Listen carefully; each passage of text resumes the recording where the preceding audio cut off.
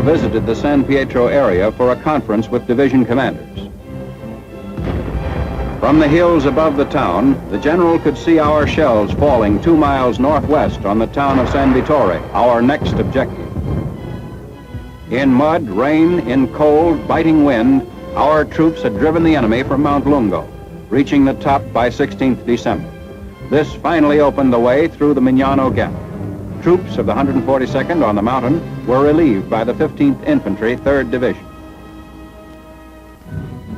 While the battle for San Pietro was being fought, on our right flank, the 34th and 45th made diversionary attacks high in the mountains. Here, roads were directly under enemy observation, our vehicles vulnerable to their guns.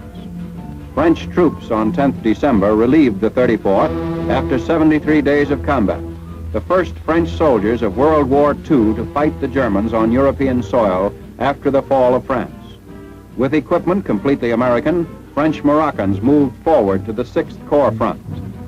On 15th December, the 6th Corps was poised for an offensive to coincide with the taking of San Pietro.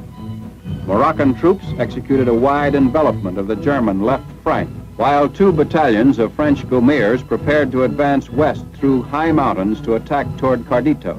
Mountain fighting on this front was the most difficult of the campaign. In 6 days, the 6th Corps gained 3 miles, keeping pace with the 2nd Corps at San Pietro. Gaumiers, accustomed to quick stabs in mountain warfare, proved a valuable arm to the 5th Army.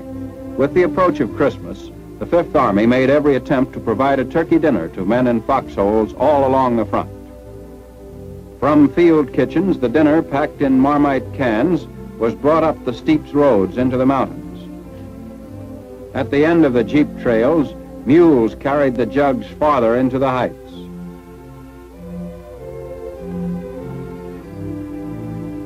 Higher, where terrain was too rough for mules, soldiers brought up turkey and Christmas mail by hand. Christmas Day, 1943, at the front, 45th Division sector. Along the entire 5th Army front, the holiday of good cheer was celebrated in the cold, desolate Italian mountains.